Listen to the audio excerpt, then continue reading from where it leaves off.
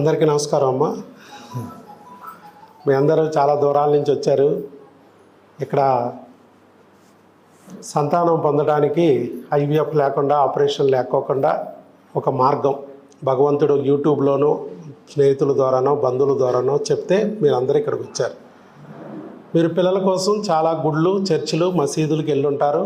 అక్కడ మీకు ఒక ప్రసాదం ఇస్తారు. అలాగే ఇక్కడ కూడా మీకు ఒక ప్రసాదం వస్తుంది. భోజనాలు ఏంటబ్బా హాస్పిటల్లో అనుకుని మీరు ఆశ్చర్యంగా అనుకుంటారు. ఎందుకంటే ప్రపంచంలో ఏ ప్రైవేట్ హాస్పిటల్లో కూడా వచ్చిన పేషెంట్లకి భోజనాలు పెట్టే సంస్కృతి లేదు. కనీసం గవర్నమెంట్ హాస్పిటల్లో కూడా ఓపీ పేషెంట్లకి భోజనం పెట్టరు.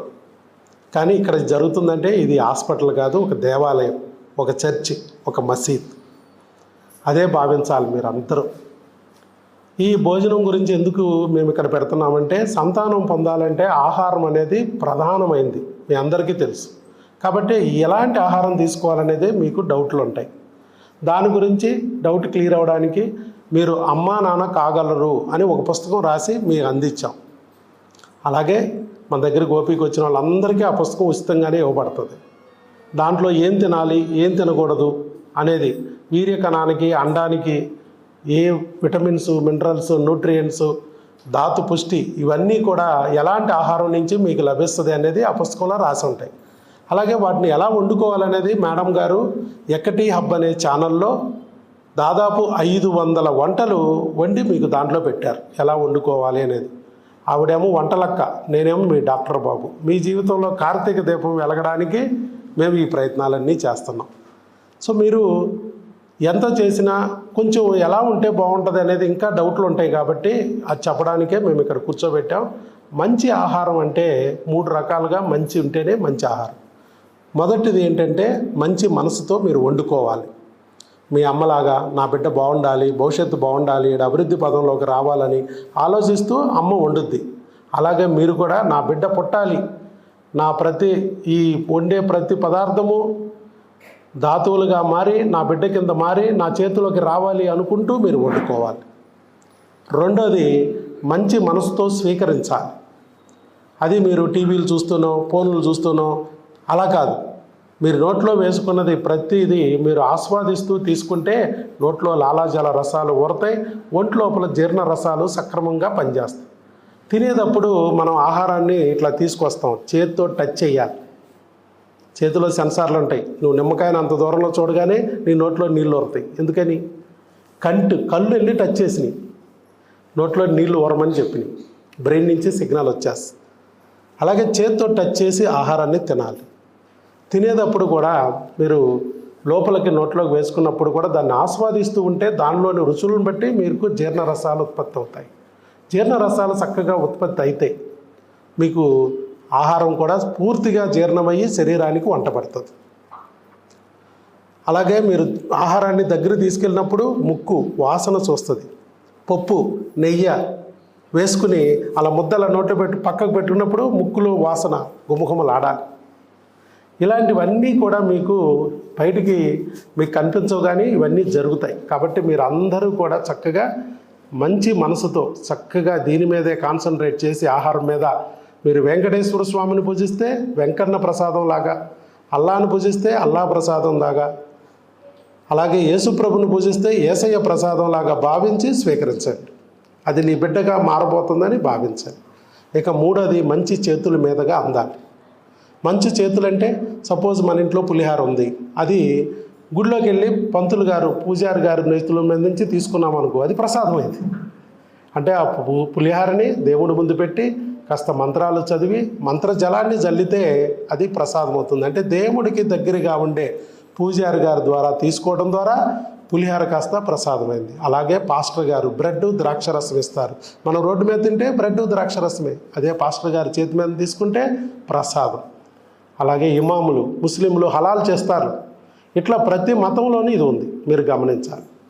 కాబట్టి ఇక్కడ మంచి మనసు మీకు అందిస్తే ఆహారానికి శక్తి వస్తుంది, అతి తొందరలోనే మీరు బిడ్డను పొందే అవకాశం లభిస్తుంది. మరి మంచి చేతులు అంటే ఏమిటి? ఎలాంటి వ్యక్తి మంచి చేతులు? మంచి మనిషి, దేవుడు లాంటి మనిషి, అక్కడ పూజారిలాగా, ఇమాములాగా, పాస్టర్ గారిలాగా ఒక మంచి పనులు చేసే వ్యక్తి, దేవుడికి దగ్గరగా ఉన్న వ్యక్తి మీకు అది అందిస్తే ఆ ఫలితాలు వస్తాయి. మరి మేము ఈరోజు ఆ ప్రసాదం మా చేతుల మీదుగా మీకు అందించాలని నిర్ణయించుకున్నాం. అంటే ఏంటంటే మీరు మంచివాళ్ళేనా అంటే దేవుళ్ళ లాంటి మనిషి అని మీరే అనేసుకుంటున్నారా? మేము లయన్స్ క్లబ్ ద్వారా, వాకర్స్ క్లబ్ ద్వారా కొన్ని వేల సేవా కార్యక్రమాలు చేస్తున్నాం. నేను వచ్చేటప్పటికి లయన్స్ క్లబ్లో కృష్ణా ఎన్టీఆర్ డిస్టిక్లో మొత్తానికి 110 క్లబ్బులకి రీజనల్ చైర్మన్గా ఉన్నా. మేడం గారు విజయవాడ జోన్ మొత్తానికి జోన్ చైర్మన్గా ఉన్నారు. అలాగే దుర్గతేజ క్లబ్కి ప్రెసిడెంట్గా ఉన్నారు. వాకర్స్ క్లబ్కి ప్రెసిడెంట్గా ఉన్నారు.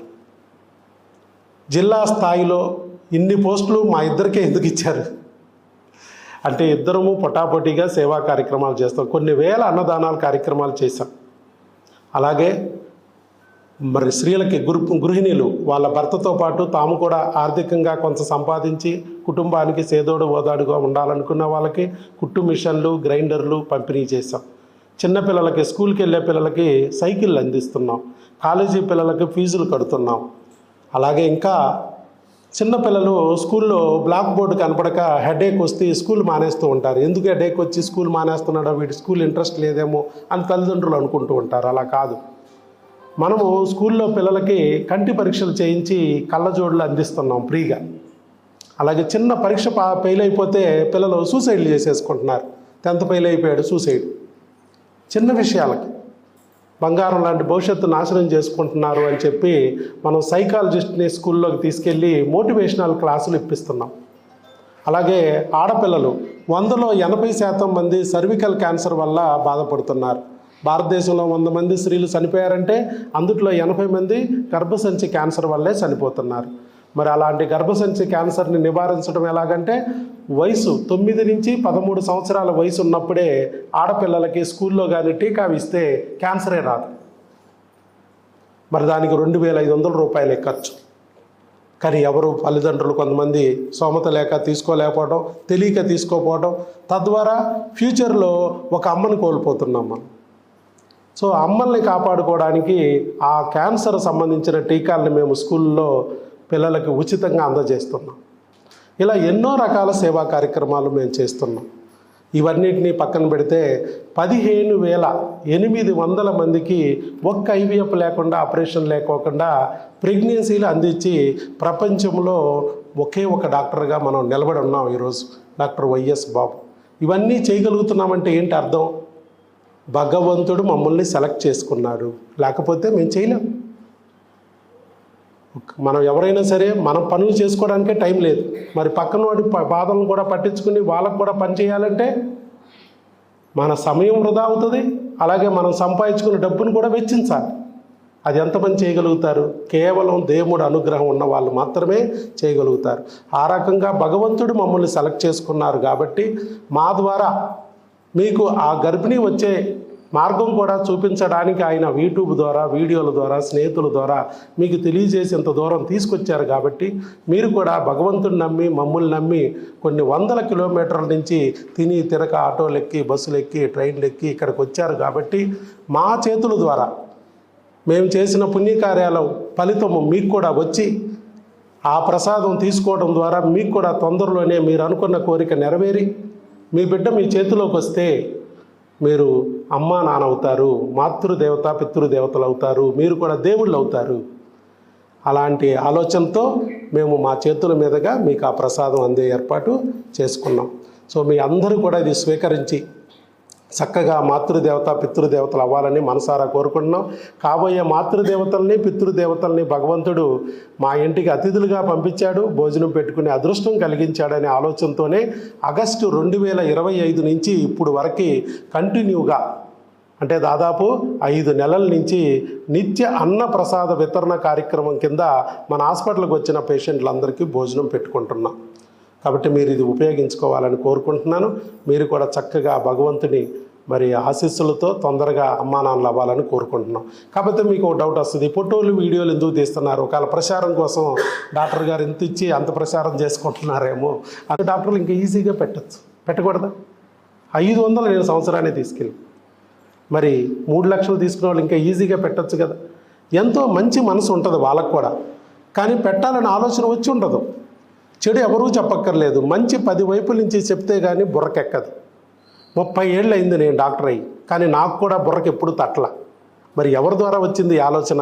ప్రపంచంలో ఫస్ట్ టైం ఇలాంటి ఆలోచన ఒక వ్యక్తికి వచ్చింది. ఆ వ్యక్తే ఈవిడ. డాక్టర్ గారి భార్యగా ఆవిడ ఆలోచిస్తే వచ్చేది కాదేమో. ఇక్కడ వచ్చిన పేషెంట్లు బయటికి వెళ్ళి పాపం భోజనానికి ఇబ్బంది పడుతున్నారు, ఊరు కాని ఊరిలో దారి తప్పిపోతున్నారు, దొరికిన బడ్డీల్లో ఏది పడితే తిని ఆరోగ్యం పాడు చేసుకుంటున్నారు, వర్షం వస్తే తడిసిపోతున్నారు, వాళ్ళకి మనమే భోజనం తీసుకొచ్చి పెడితే వాళ్ళకి ఇబ్బందులు ఉండవు కదా అని చెప్పి మరి ఆలోచించిందంటే ఆవిడ డాక్టర్ గారి భారీగా ఆలోచించాల, మీ అమ్మలాగా ఆలోచించింది. ఒక అమ్మ మనసుతో ఆలోచిస్తే తప్ప ఇలాంటి ఆలోచనలు రావు. మరి నాకు కరణేష్ మంత్రిలాగా నేను చేసే ప్రతి సేవా కార్యక్రమాల్లో ఆవిడ నాకు తోడుగా నీడగొన్నాడు. ఎక్కడైనా భార్యలో రూపాయి ఖర్చు పెడితే వెనక లాగేస్తారు. కానీ ఈవిడ కరణేష్ మంత్రిలాగా ఇంకా కొత్త కొత్త ఆలోచనలు, మంచి ఆలోచనలు చేస్తూ మరి నాకు ఇవ్వబట్టి నేను చేయగలుగుతున్నా. మరి అదే విషయంగా భగవంతుడు మీకు యూట్యూబ్లో వీడియో చూపించి ఇక్కడికి తీసుకొచ్చినట్టే, మమ్మల్ని చూపించినట్టే ఒక వీడియో ద్వారా భగవంతుడు మంచి మనసున్న డాక్టర్లకు కూడా మరి చూపించి వాళ్ళ మనసును కూడా మార్చి వాళ్ళ దగ్గరకు వచ్చిన పేషెంట్లకు కూడా భోజనం పెట్టుకునే అవకాశం కలిగిస్తే ఎంత బాగుంటుంది చూడండి. ఈ రాష్ట్రంలోనూ ఈ దేశంలోనూ కూడా ఒక కొత్త సంస్కృతికి శ్రీకారం చుట్టినట్టు అవుద్ది. 1000 మైళ్ళ ప్రయాణం కూడా మొదట అడుగుతోనే స్టార్ట్ అయింది. ఎవరో ఒకరు స్టార్ట్ చేస్తేనే కదా. అలాగే ఈ ఆలోచన ప్రపంచవ్యాప్తం అవ్వాలనే ఆలోచనతో మేము ఈ ఫోటోలు వీడియోలు తీస్తున్నాం. అంతే తప్ప మిమ్మల్ని ఎవరిని ఇబ్బంది పెట్టాలని కాదు. మీరు ఎవ్వరు కూడా అలా భావించుకోకుండా చక్కగా భగవంతుడి సన్నిధిలో ప్రసాదం తీసుకున్నట్టుగా భావించి భగవంతుడి అనుగ్రహం కోసం ఆయన దృష్టికి వెళ్ళడానికి ఇది ఒక మార్గంగా భావించి ఒక మంచి పనిలో పాలు పంచుకున్నట్టుగా భావించి మీరు ఇది అర్థం చేసుకుంటారని నేను అనుకుంటున్నాను. అందరికీ ఆల్ ది బెస్ట్ అండి. అతి తొందరలోనే మీరందరూ అమ్మా నాన్నవ్వాలని మేము మనసారా కారుకుంటున్నాం. శ్రీఘ్రమేవ సుపుత్ర సుపుత్రిక ప్రాప్తిరస్తు. All the best. God bless you. మాట ఆల్ ది బెస్ట్ అండి అందరికీ. అతి త్వరలో మీ అందరూ అమ్మా నాన్న అవ్వాలని కోరుకుంటున్నాను. Thank you so much.